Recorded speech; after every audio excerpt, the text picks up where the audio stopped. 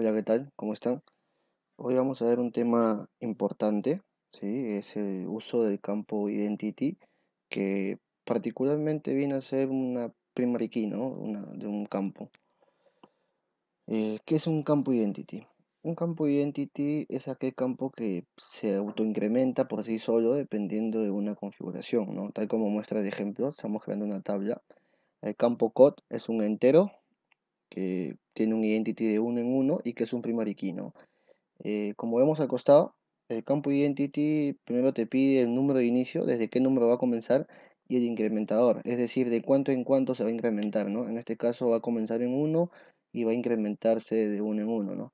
¿Esto por qué es útil? Porque nos evita usar el comando select max, el nombre de campo, más uno, que es lo que algunos usan para hacer un incremental secuencial, lo cual está mal, ¿no?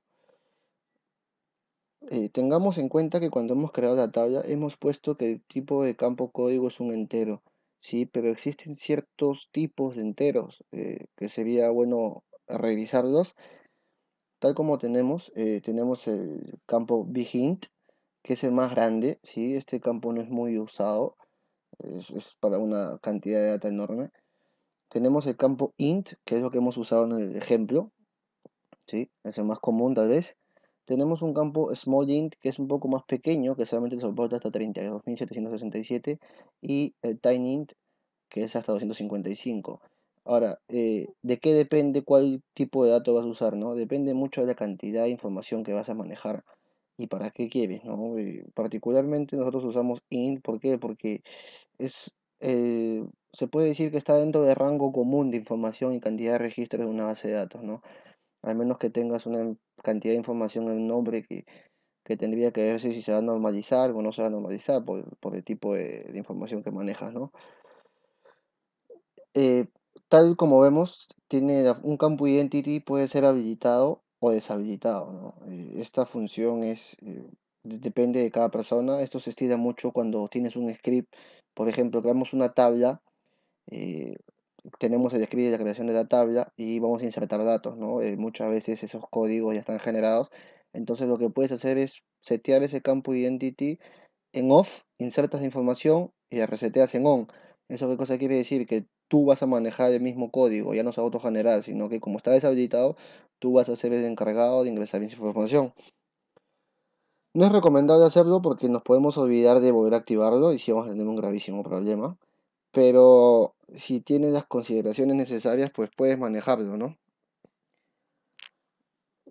¿Para qué? ¿Cuál es la más común que se usa el campo identity dentro de cuando desarrollamos software?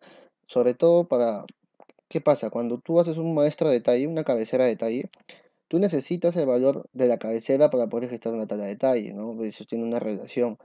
Entonces, lo que se hace es obtener ese campo, hay formas de obtenerlo, y lo que vamos a hacer es ver el ejemplo, ¿no? Tenemos bueno, el método que es arroba identity, que es lo que te devuelve un ID registrado en cualquiera de las tablas, ¿sí? Esto no es recomendable usarlo. ¿Por qué? Porque tal y como muestra de ejemplo, si tú tienes un trigger que muestra auditoría, te puede traer, tienes un trigger que registra datos de auditoría, te puede traer ese campo autogenerado, ¿no? Lo cual no sería muy, muy importante y muy útil. Lo que sí usamos normalmente es el Scope Identity. ¿Qué cosa es? ¿Qué es lo que te devuelve el último código autogenerado, ya sea a través de un store procedure, una función o un trigger, ¿no? Esto es útil sobre todo para los que desarrollan software, para las cabeceras de detalles, ¿no? Porque tú insertas la cabecera, obtienes el valor que se ha generado y eso se lo mandas a la tabla de detalle. Y tenemos el ID current que nos devuelve el último valor generado de una tabla o vista, ¿no? Tenemos el select que hay en la parte de abajo, que es el select ID current y el nombre de la tabla, ¿no? Adicionalmente tenemos algunos comandos, ¿sí? Para resetear el campo. Tenemos el check idint. Lo que se hace aquí es poner ese dbcc check idint, pones el nombre de la tabla que quieres resetear, el comando reset y a qué campo inicial, ¿no? A qué valor inicial vas a hacerlo. En este caso estamos reseteando a 0.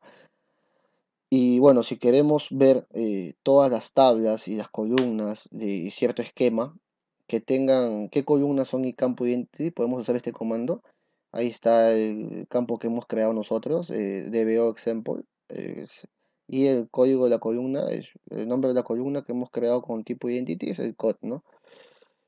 Bueno, para las conclusiones, tal y como se los comenté en un comienzo, un campo identity nos va a permitir agilizar la búsqueda. ¿Por qué? Porque aparte de que es numérico, eso ya es un buen factor, ¿sí? Este campo normalmente va a ser un primary key. ¿Y esto qué cosa quiere decir? Que un primary key por defecto es un índice, ¿sí? Dentro de una tabla. Entonces, eso nos permite agilizar la búsqueda. Y cuando hagamos una búsqueda, un select asterisco from una tabla, y tengamos el campo identity, pues va a ser mucho más rápido, ¿no? Que no tener ni un campo índice. Y adicionalmente a eso, nos evita usar una muy mala práctica, que es un select max campo, ¿sí? Para obtener un secuencial, lo cual está, verdad, mal, pero hay algunas personas que lo siguen usando, ¿no? Bueno, eso sería todo. Pueden descargar esta presentación de Kaizen Force. De la comunidad también síganos en Facebook, Kaizen Force también. Sigan, compartan la comunidad, suscríbanse al canal y pronto estaremos subiendo mucho más información. Eso es todo, gracias.